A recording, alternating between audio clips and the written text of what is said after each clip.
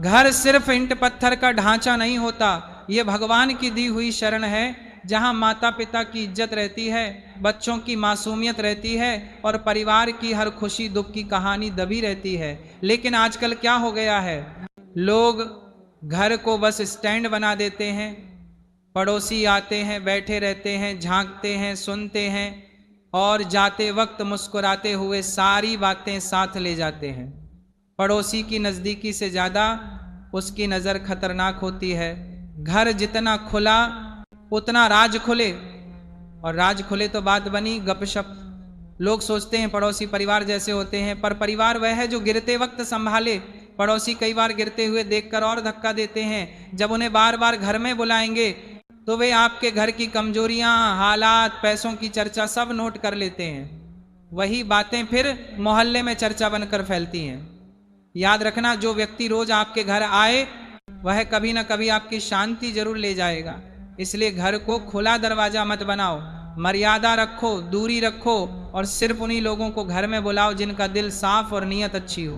बेटा, एक बात हमेशा सीने में उतार कर रखना, घर वो जगह है जिसे हम सिर्फ रहने की जगह नहीं कहते, बल्कि उसे अपनी आत्मा, अपनी शांति और अपनी मर्यादा का आसरा मानते हैं।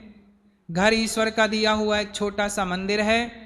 यहाँ माँ बाप का आशीर्वाद बसता है, बच्चों की किलकारियां गूंजती हैं, घर की दीवारें हमारी खुशियों और दुखों की गवाही देती हैं। लेकिन आज की दुनिया में लोग इस पवित्र जगह की कद्र भूलते जा रहे हैं।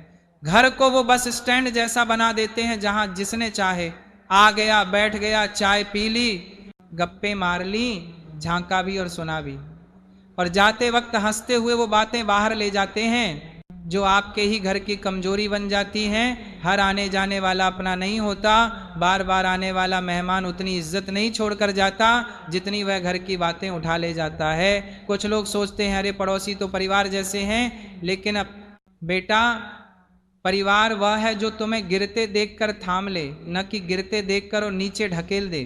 आजकल कई ऐसे पड़ोसी होते हैं जो तुम्हारे घर में जितनी बार आते हैं उतनी बार तुम्हारे घर का नक्शा, रिश्ते, आर्थिक हालत, झगड़े, कमियां सब दिमाग में उतार कर ले जाते हैं, और वही बातें दूसरी जगहों पर मसाला लगाकर सुनाई जाती हैं।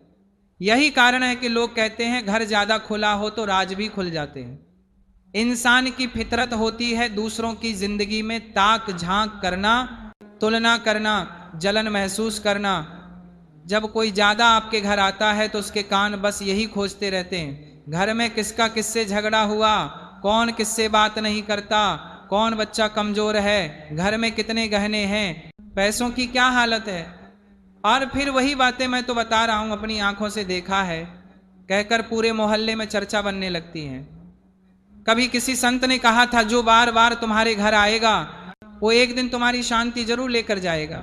पड़ोसी अच्छा होना वरदान है, लेकिन पड़ोसी को घर की दहलीज पर खड़े रहने दो, उसे सिर पर मत बैठा लो।